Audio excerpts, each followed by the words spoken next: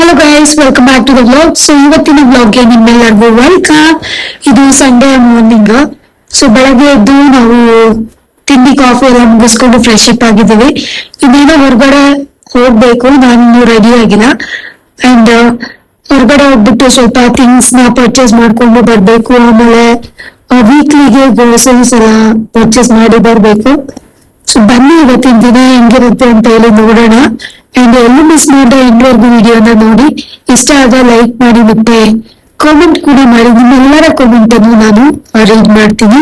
And subscribe ಆಗೋದನ್ನ ಮರಿಬೇಡಿ. Video ಹೆಂಗ್ ಅನ್ಸುತ್ತೆ, ವಿಡಿಯೋ ಯಾವ ತರ ಬರ್ತಿದೆ ಅಂತ ಹೇಳಿ ನೀವು ನನ್ನ ಜೊತೆ ಶೇರ್ ಕೂಡ ಮಾಡ್ಕೊಳ್ಬಹುದು.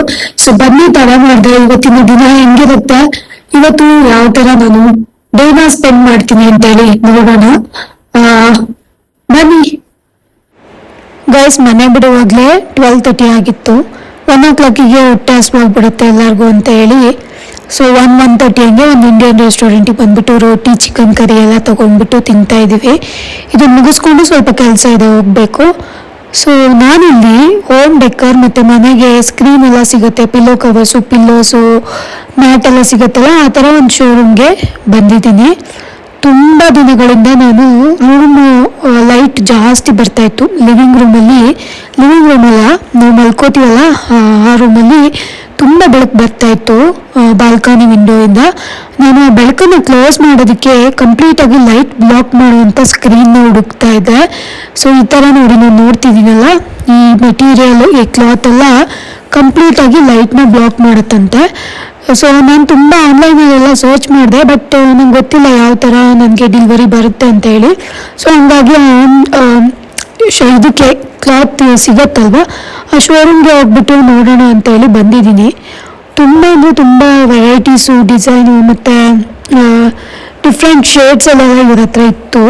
ಇಲ್ಲೇ ತಗೊಳ್ಳೋಣ ಅಂತ ಹೇಳಿ ನಾನು ಇವ್ರಿಗೆ ಕಸ್ಟಮೈಸ್ ಮಾಡೋಕ್ಕೆ ಸ್ಕ್ರೀನ್ನ ಆರ್ಡ್ರ್ ಕೊಡೋಕ್ಕೆ ಬಂದಿದ್ದೀನಿ. ತುಂಬ ಬೆಳಕನ್ನು ಬ್ಲಾಕ್ ಮಾಡುತ್ತಂತೆ ಇದು. ಯೂಶ್ವಲಿ ಲಿವಿಂಗ್ ರೂಮ್ ಸ್ವಲ್ಪ ಡಾರ್ಕ್ ಇದ್ರೇನೆ, ಅಂದರೆ ನಾವು ಮಲ್ಕೋತೀವಲ್ಲ ಆ ರೂಮು ಸ್ವಲ್ಪ ಡಾರ್ಕ್ ಇದ್ರೇನೆ ಚಂದ.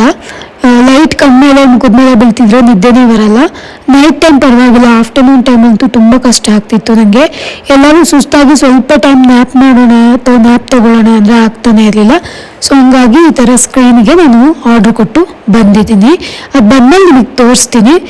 ಇವತ್ತು ನಾನು ಗ್ರೋಸರಿ ತೊಗೊಳಕ್ಕೆ ಹೋದಾಗ ನನಗೆ ಬೆಣ್ಣೆ ಕೂಡ ಸಿಕ್ಕಿತ್ತು, 1/2 kg ಬೆಣ್ಣೆ. ಇಲ್ಲಿ ಯಾವಾಗಲೂ ಬೆಣ್ಣೆ ಸಿಗುತ್ತೆ ಅಂತ ಅವ್ರು ಹೇಳೋರು ನನಗೆ, ಬಟ್ ನಾನು ಹೋಗೋಷ್ಟರಲ್ಲಿ ಬೇಗ ಖಾಲಿ ಆಗಿಬಿಡೋದು. ಬಟ್ ಇವತ್ತು ಮಾತ್ರ ನನಗೆ ಬೆಣ್ಣೆ ಸಿಕ್ಕಿದೆ ಲಕ್ಕಿಲಿ. ತುಪ್ಪ ಮಾಡೋ ವಿಡಿಯೋನ ನಿಮ್ಮ ಜೊತೆ ಶೇರ್ ಮಾಡ್ಕೊಳ್ತೀನಿ ನಾನು ನಿಮ್ಗೆ ಇನ್ನೊಂದು ವಿಡಿಯೋದಲ್ಲಿ. ಇನ್ನು ವೀಕ್ ಫುಲ್ಲು ನಾನು ಪೂಜೆ ಮಾಡೋದ್ರಿಂದ ನನಗೆ ಹೂವು ಬೇಕೇ ಬೇಕಾಗತ್ತೆ. ಹಾಗಾಗಿ ನಾನು ಹೂವು ಒಂದು ವಾರಕ್ಕಾಗಷ್ಟು ಹೂವನ್ನು ತೊಗೊಂಡ್ಬಂದು ಸ್ಟೋರ್ ಮಾಡಿ ಇಟ್ಕೊಳ್ತೀನಿ. ಪ್ರತಿದಿನ ಹೋಗಿ ತೊಗೊಬರೋಕ್ಕಾಗಲ್ಲ, ಅದಕ್ಕೆ.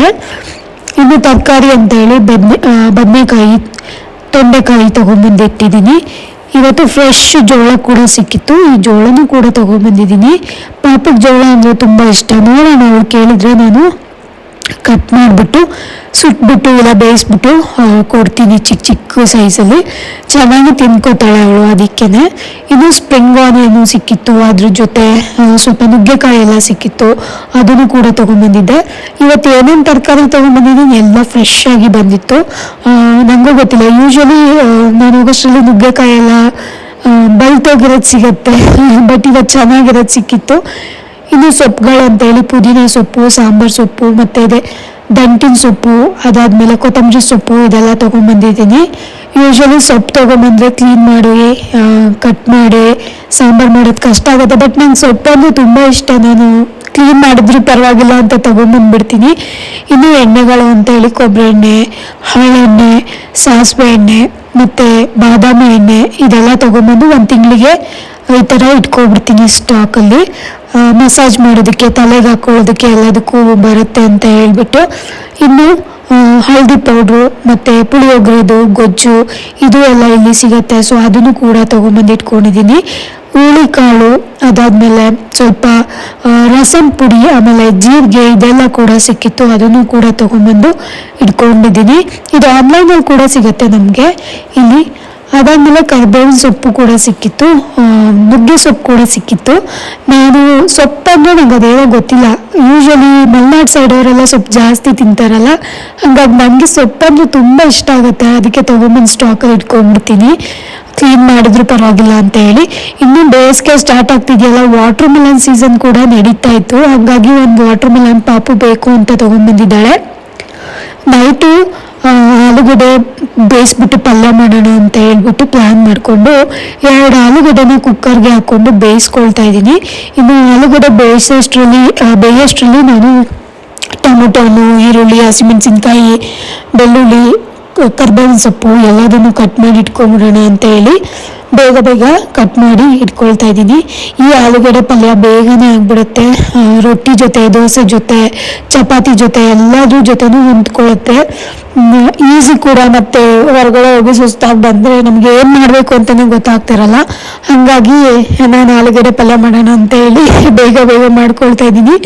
ಒಂದು ಸ್ವಲ್ಪ ಸೋಂಬೇರಿ ರೆಸಿಪಿ ಅಂತಲೇ ಹೇಳ್ಬೋದು ಇದನ್ನು. ಇನ್ನೂ ಒಂದು ಬಾಣಲಿಗೆ ಎಣ್ಣೆ ಹಾಕ್ಕೊಂಡು, ಎಣ್ಣೆ ಬಿಸಿ ಆದಮೇಲೆ ಸ್ವಲ್ಪ ಜೀರಿಗೆ, ಆಮೇಲೆ ಶುಂಠಿ, ಕರಿಬೇವಿನ ಸೊಪ್ಪು, ಬೆಳ್ಳುಳ್ಳಿ ಜಜ್ಜಿರುವಂಥದ್ದು, ಆಮೇಲೆ ಹಸಿಮೆಣಸಿನ್ಕಾಯಿ, ಈರುಳ್ಳಿ ಏನು ಹೆಚ್ಚಿಟ್ಕೊಂಡಿದ್ದೆ ಅದೆಲ್ಲದನ್ನು ಎಣ್ಣೆಲಿ ಹಾಕ್ಬಿಟ್ಟು ನೀಟಾಗಿ ಫ್ರೈ ಮಾಡ್ಕೊಳ್ತಾ ಇದ್ದೀನಿ. ಇದೆಲ್ಲ ಸ್ವಲ್ಪ ಫ್ರೈ ಆಗಾದ್ಮೇಲೆ ಒಂದು ಟೊಮೊಟೊನ ಹೆಚ್ಕೊಂಡಿದ್ದೆ, ರಫಾಗಿ ಚಾಪ್ ಮಾಡಿರುವಂಥದ್ದು, ಅದನ್ನು ಕೂಡ ಹಾಕ್ಕೊಳ್ತಾ ಇದ್ದೀನಿ. ಇದೆಲ್ಲ ಸ್ವಲ್ಪ ಫ್ರೈ ಆಗಾದ್ಮೇಲೆ ಒಂದಷ್ಟು ಉಪ್ಪು ಹಾಕ್ಕೊಳ್ಳೋಣ. ಕಲ್ಲುಪ್ಪು ಹಾಕ್ಕೊಳ್ತಾ ಇದ್ದೀನಿ. ನಾವು ಪುಡಿ ಉಪ್ಪು ಬೇಕಂದ್ರೆ ಹಾಕ್ಕೊಳ್ಬೋದು ನೀವು. ಇನ್ನು ಬೇಯಿಸಿ ಸಿಪ್ಪೆ ಸುಲಿದು ಸ್ಮ್ಯಾಶ್ ಮಾಡಿಟ್ಟಿರುವಂಥ ಪೊಟೊಟೊನು ಇದಕ್ಕೆ ಸೇರಿಸ್ಕೊಳ್ತಾ ಇದ್ದೀನಿ. ತುಂಬ ಬೇಗನೆ ಆಗುತ್ತೆ ಗೈಸಿ ಪಲ್ಯ ಅಂತೂ. ಹೋಟೆಲ್ಗಳಲ್ಲೂ ಮಾಡ್ತಾರಲ್ಲ ಅದೇ ಥರ ಪಲ್ಯ. ನಾನು ಸ್ವಲ್ಪ ಬೇಗ ಆಗಲಿ ಅಂತಲೇ ಮಾಡ್ತಾಯಿದ್ದೀನಿ. ತುಂಬ ಸೋಂಬೇರಿ ಆಗಿಬಿಡ್ತೀನಿ ನಾನು ಹೊರಗಡೆ ಹೋಗಿ ಬಂದರೆ. ಇನ್ನು ಧನಿಯಾ ಪೌಡ್ರು 1 ಟೀ ಸ್ಪೂನು ಲಾಸ್ಟಲ್ಲಿ, ಮತ್ತು red chilli powder 1 tea spoon, ಒಂದಷ್ಟು ಗರಂ ಮಸಾಲಾನ ಹಾಕ್ಕೊಂಬಿಟ್ಟು ಸ್ವಲ್ಪ ನೀರು ಹಾಕ್ಕೊಂಡಿದ್ದೀನಿ. ಯಾಕೋ ಗಟ್ಟಿ ಅನಿಸ್ತಿತ್ತು, ಅದಕ್ಕೆ ಸ್ವಲ್ಪ ನೀರು ಹಾಕ್ಕೊಂಬಿಟ್ಟು ಚೆನ್ನಾಗಿ ಇದನ್ನು ಮಿಕ್ಸ್ ಕೊಟ್ಕೊಂಡು ಲಾಸ್ಟಲ್ಲಿ ಕೊತ್ತಂಬರಿ ಸೊಪ್ಪನ್ನು ಕಟ್ ಮಾಡಿದ್ದು ಹಾಕ್ಕೊಂಡ್ಬಿಟ್ರೆ ಪಲ್ಯ ರೆಡಿ ಆಗಿಬಿಡುತ್ತೆ. ತುಂಬ ಬೇಗನೆ ಆಗುತ್ತೆ ಪಲ್ಯ ಅಂತೂ. ನನಗೆ ತುಂಬ ಇಷ್ಟ ಕೂಡ, ತುಂಬ ಬೇಗನೂ ಕೂಡ ಆಗುತ್ತೆ ಈ ಪಲ್ಯ. ಈ ಆಲೂಗಡ್ಡೆ ಪಲ್ಯಕ್ಕೆ ಲಾಸ್ಟಲ್ಲಿ ಕೊತ್ತಂಬರಿ ಸೊಪ್ಪು ಹಾಕಿಲ್ಲ ಅಂದರೆ ಸ್ಯಾಟಿಸ್ಫ್ಯಾಕ್ಷನ್ ಅನಿಸಲ್ಲ. ಸೊ ಹಂಗಾಗಿ ಕೊತ್ತಂಬರಿ ಸೊಪ್ಪನ್ನು ಹಾಕ್ಕೊಳ್ತಾ ಇದ್ದೀನಿ. ಇನ್ನು ವೀಕಿಗೆ ಫುಲ್ಲು ಏನು ಬೇಕು ತರಕಾರಿ ತೊಗೊಂಬಂದಿದ್ದೀನಲ್ಲ ಅದನ್ನೆಲ್ಲ ಜೋಡಿಸಿಟ್ಕೊಳ್ತಾ ಇದ್ದೀನಿ. ಒಗ್ಗರಣೆ ಡಬ್ಬಿ ಇದು ನನಗೆ. ಇದಕ್ಕೆ ನಾನು ಕರಿಬೇವಿನ ಸೊಪ್ಪು, ಶುಂಠಿ, ಬೆಳ್ಳುಳ್ಳಿ, ಅದಾದಮೇಲೆ ಹಸಿಮೆಣಸಿನ್ಕಾಯಿ ಎಲ್ಲ ಕ್ಲೀನ್ ಮಾಡಿ ಹಾಕ್ಕೊಂಡ್ಬಿಡ್ತೀನಿ. ಒಗ್ಗರಣೆ ಹಾಕಬೇಕು ಅಂದರೆ ಎಣ್ಣೆ ಬಿಸಿ ಆದ ತಕ್ಷಣ ಇದನ್ನು ತೆಗೆದು ಚಕ ಅಂತ ಕಟ್ ಮಾಡಿಬಿಟ್ಟು ಹಾಕಿಬಿಟ್ರೆ ಮುಗ್ದೋಗ್ಬಿಡುತ್ತೆ. ಪಾಪು ಸ್ಕೂಲ್ಗೆ ಹೋಗ್ಬೇಕಾದ್ರೆ, ಹಸ್ಬೆಂಡು ಆಫೀಸ್ಗೆ ಹೋಗ್ಬೇಕಾದ್ರೆ ಅದು ಇದು ಅಲ್ಲಿ ಇಲ್ಲಿ ಇಟ್ಬಿಟ್ಟಿದ್ರೆ ಶುಂಠಿಯಲ್ಲಿ ಬೆಳ್ಳುಳ್ಳಿಯಲ್ಲಿ ಅಂತ ಹುಡುಕ್ಬೇಕಾಗತ್ತೆ. ಈ ಥರ ಒಂದೇ ಬಾಕ್ಸಲ್ಲಿ ಇದ್ಬಿಡ್ತು ಅಂದರೆ ಎಲ್ಲ ಪಟ್ಟೆ ಅಂತ ತೆಗೆದ್ಬಿಟ್ಟು ಬೇಗನೆ ಮಾಡಿ ಒಗ್ಗರಣೆ ಹಾಕಿ ಕೊಟ್ಬಿಡ್ಬೋದು. ತುಂಬ ಈಸಿ ಗೈಸ್. ನೀವು ಈ ಥರ ಡಬ್ಬಗಳಲ್ಲಿ ಹಾಕಿಟ್ಕೊಳ್ಳಿ, ತುಂಬ ಅಂದರೆ ತುಂಬ ಯೂಸ್ಫುಲ್ ಆಗುತ್ತೆ. ತಲೆನೂ ಇರಲ್ಲ ನೋಡಿ. ಈ ಥರ ಒಂದು ಟಿಶ್ಯೂ ಪೇಪರ್ ಹಾಕಿಟ್ಕೊಬಿಟ್ರೆ 2-3 ವಾರಗಳ ಕಾಲ ಬರುತ್ತಿದ್ದು. ಖಾಲಿ ಆದರೆ ನೀವು ರೀಫಿಲ್ ಮಾಡ್ಕೋಬೋದು. ಇನ್ನು ನುಗ್ಗೆಕಾಯಿ ಸಿಕ್ಕಿತ್ತಲ್ಲ ಅದನ್ನು ಅಷ್ಟೇ ಈ ಥರ ಕಟ್ ಮಾಡಿಬಿಟ್ಟು ಬಾಕ್ಸಲ್ಲಿ ಹಾಕಿ ಎತ್ತಿಟ್ಕೊಳ್ತಾ ಇದ್ದೀನಿ. ಸ್ವಲ್ಪ ಹಲಸಿಂದೆಕಾಳು ಸಿಕ್ಕಿತ್ತು, ಕ್ಯಾರೆಟು ಒಂದಷ್ಟು ಉಳಿದಿತ್ತು ಲಾಸ್ಟ್ ವೀಕ್ ತೊಗೊಂಬಂದಿದ್ದು, ಎಲ್ಲದನ್ನು ಒಂದು ಬಾಕ್ಸಲ್ಲಿ ಹಾಕ್ಬಿಟ್ಟು ಲಿಡ್ ಕ್ಲೋಸ್ ಮಾಡಿ ಇಡ್ತಾ ಇದ್ದೀನಿ. ಇನ್ನು ಸ್ಪ್ರಿಂಗ್ ಆನಿಯನ್ ತೊಗೊಂಡ್ಬಂದಿದ್ದಲ್ಲ ಅದನ್ನು ಕೂಡ ಈ ಥರ ಡಬ್ಬದಲ್ಲಿ ಹಾಕಿ ಇಡ್ತಾ ಇದ್ದೀನಿ. ಸ್ಪ್ರಿಂಗ್ ಆನಿಯನ್ ಈ ಥರ ಬೆಂಡ್ ಮಾಡಿ ಇಡಬೇಕಾಗಿತ್ತು, ಜಾಸ್ತಿ ಕೊಟ್ಟಿದ್ರಲ್ಲ ಅದಕ್ಕೆ ಬೆಂಡ್ ಮಾಡಿದ್ರೆ ಕೊಳ್ತೋಗ್ಬಿಡುತ್ತೆ, ಹಾಳಾಗುತ್ತೆ ಅಂತ ಹೇಳಿ ಕಟ್ ಮಾಡಿಬಿಟ್ಟು ಬಾಕ್ಸಲ್ಲಿ ಹಾಕಿ ಇಟ್ಕೊಳ್ತಾ ಇದ್ದೀನಿ. ಇನ್ನು ಪುದೀನ ಸೊಪ್ಪು ಅಷ್ಟೇ ಹಂಗೇನೆ ಈ ಥರ ಟಿಶ್ಯೂ ಪೇಪರಲ್ಲಿ ರ್ಯಾಪ್ ಮಾಡಿಬಿಟ್ಟು ಬಾಕ್ಸಲ್ಲಿ ಹಾಕಿ ಎತ್ತಿಡ್ತಾ ಇದ್ದೀನಿ. ಜೊತೆಯಲ್ಲೇ ನಾನು ಇದು ತೊಗೊಂಬಂದಿದ್ದೆ, ಕೊತ್ತಂಬರಿ ಸೊಪ್ಪು ಎಲ್ಲ ತೊಗೊಂಬಂದಿದ್ನಲ್ಲ ಅದನ್ನು ಕೂಡ ಹಂಗೇನೆ ಎತ್ತಿಟ್ಟೆ. ಆಮೇಲೆ ಜಪನೀಸ್ ಕುಕ್ಕುಂಬರ್ಸ್ ಬರುತ್ತಲ್ಲ ಅದನ್ನು ಕೂಡ ಇದೇ ಥರ ಬಾಕ್ಸಲ್ಲಿ ಹಾಕಿ ಇಡ್ತಿದ್ದೀನಿ. ಕುಕ್ಕುಂಬರ್ ಹೊರಗಡೆ ಕೂಡ ಇಡ್ಬೋದು, ಏನೂ ಆಗಲ್ಲ. ಸ್ವಲ್ಪ ದಿನ ಅಂದರೆ ಜಾಸ್ತಿ ಸ್ಯಾಲೆಡ್ ಎಲ್ಲ ಮಾಡ್ತೀನಿ, ಸ್ವಲ್ಪ ಜಾಸ್ತಿ ದಿನಗಳ ಕಾಲ ಬಾಳಿಕೆ ಬರಲಿ ಅಂತ ಈ ಥರ ಬಾಕ್ಸಲ್ಲಿ ಹಾಕಿ ಎತ್ತಿಡ್ತಾ ಇದ್ದೀನಿ. ಇನ್ನು ಇದಿಷ್ಟು ಕ್ಲೀನ್ ಮಾಡಿ ಎತ್ತಿಡೋಷ್ಟರಲ್ಲಿ ಪಾಪು ಊಟ ಎಲ್ಲ ಮುಗಿಸ್ಕೊಂಡಿದ್ವಿ. ಲಾಸ್ಟಲ್ಲಿ ಪಾಪು ನನಗೆ ಜೋಳ ಬೇಕು ಸುಟ್ಕೊಳ್ಳು ಅಂತ ಕೇಳೋಕ್ಕೆ ಸ್ಟಾರ್ಟ್ ಮಾಡಿಕೊಂಡ್ಲು. ಸೊ ಹಂಗಾಗಿ ಜೋಳನ ಸುಟ್ಬಿಟ್ಟು ಕೊಡೋಣ ಅಂತ ಹೇಳ್ಬಿಟ್ಟು ಈ ಥರ ಗ್ಯಾಸಲ್ಲಿ ಸುಟ್ಬಿಟ್ಟು ಮೇಲ್ಗಡೆ ಕೊಡ್ತಾ ಇದ್ದೀನಿ. ಇದಕ್ಕೆ ಉಪ್ಪು, ಖಾರ, ನಿಂಬೆಹಣ್ಣು ಎಲ್ಲ ಹೆಚ್ಚಿಬಿಟ್ಟು ಕೊಡ್ಬೇಕಂತ ಅವಳಿಗೆ. ಈ ರೋಡ್ ಸೈಡಲ್ಲೆಲ್ಲ ಬ್ಯಾಂಗ್ಳೂರಲ್ಲಿ ಕೊಡ್ತಾರಲ್ಲ ಆ ಥರ. ಅವಳು ತುಂಬ ಇಷ್ಟಪಟ್ಟು ತಿಂತಾಳೆ. ಖಾರ ಜಾಸ್ತಿ ಆದರೂ ಪರವಾಗಿಲ್ಲ, ನಿಂಬೆಹಣ್ಣು ಚೆನ್ನಾಗಿ ಈ ಜೋಳದ ಮೇಲೆ ಉಜ್ಜಿಬಿಟ್ಟು ತಿಂತಾಳೆ. ಬೇರೆ ಟೈಮಲ್ಲೆಲ್ಲ ಸ್ವಲ್ಪ ಸ್ಪೈಸಿ ಇದ್ದರೂ ಕೂಡ ಸಾಂಬಾರೆಲ್ಲ ತಿನ್ನಲ್ಲ. ಇದನ್ನ ಮಾತ್ರ ಅವಳೇ ಈ ಥರ ಉಚ್ಕೊಂಡು ಉಪ್ಪು ಖಾರ ಎಲ್ಲ ಹಾಕಿ ನಿಂಬೆಹಣ್ಣಿಗೆ ತಿಂತಾ ಇರ್ತಾಳೆ. ತುಂಬ ಇಷ್ಟಪಟ್ಟು ತಿಂತಾಳೆ. ನನಗೆ ಯೂಶ್ವಲಿ ಉಪ್ಪು ಖಾರದ ಜೊತೆ ಎಲ್ಲ ಕೊಟ್ಟರೆ ಅಂದರೆ ಪಾಪುಗೆ ಹೊಟ್ಟೆ ಹಾಳಾಗ್ಬೋದು ಅಂತ ಭಯ ಆಗುತ್ತೆ. ಬಟ್ ಒನ್ ಟೈಮ್ ಅಷ್ಟೇ ಅಲ್ವಾ ಅಂತ ಕೊಡ್ತಾ ಇದ್ದೀನಿ ನಾನು ಅವಳಿಗೆ. ಈ ಥರ ನೋಡಿ ಉಪ್ಪು ಖಾರ ಮತ್ತು ನಿಂಬೆಹಣ್ಣು ಇದಿಷ್ಟು ಮಿಕ್ಸ್ ಮಾಡಿಬಿಟ್ಟು ಮೇಲ್ಗಡೆ ಈ ಥರ ಲೈಟಾಗಿ ರಬ್ ಮಾಡಿದ್ರೆ ರೋಡ್ ಸೈಡಲ್ಲಿ ಸಿಗೋವಂಥ ಜೋಳ ಇದೆಯಲ್ಲ ಅದು ರೆಡಿ ಆಗಿಬಿಡುತ್ತೆ. ನೋಡಿ ಅವಳು ಕೈಯಲ್ಲಿ ಇಟ್ಕೊಂಡು ನನಗೆ ಕೊಡ್ತಾನೆ ಇಲ್ಲ, ನೀಟಾಗಿ ಮಾಡು ಎಲ್ಲ ಕಡೆನೂ ಹಚ್ಚು ಅಂತ ಹೇಳ್ತಾ ಇದ್ದಾಳೆ. ಸ್ವಲ್ಪ ಟೈಮ್ ನಾನು ಖಾರ ಬೇಡ ಜಾಸ್ತಿ ಆಗುತ್ತೆ ಅಂತ ಹೇಳಿದ್ರೆ, ನಿಂಗೆ ಗೊತ್ತಾಗಲ್ಲ ಕೊಡು ನಾನೇ ಹಚ್ತೀನಿ ಅಂತ ಹೇಳಿ ಇಸ್ಕೊಂಡ್ಬಿಟ್ಟು ಅವಳೇ ರಬ್ ಮಾಡೋಕ್ಕೆ ಸ್ಟಾರ್ಟ್ ಮಾಡಿದ್ಲು. ನನಗೆಲ್ಲ ಅವಳು ಟಮ್ಮಿ ಅಪ್ಸೆಟ್ ಮಾಡ್ಕೊಳ್ತಾಳ ಅಂತ ಹೇಳಿ ಭಯ ಆಗುತ್ತೆ ಈ ಥರ ಎಲ್ಲ ಕೊಡೋಕ್ಕೆ. ನೋಡಿ ನನ್ನ ಕೈಯಿಂದ ಇಸ್ಕೊಂಡು ಅವಳೇ ನೀಟಾಗಿ ಯಾವ ಥರ ಮಾಡಿಕೊಂಡು ಉಚ್ಕೊಳ್ತಾ ಇದ್ದಾಳೆ. ತುಂಬ ಜಾಸ್ತಿ ಖಾರನ ಹಾಕ್ಬಿಟ್ಟು ರಬ್ ಮಾಡ್ತಿದ್ದಾಳೆ. ಆ್ಯಂಡ್ ಇವತ್ತಿನ ಒಂದು ಸ್ಪೆಷಲ್ ರೆಸಿಪಿ ಇದು.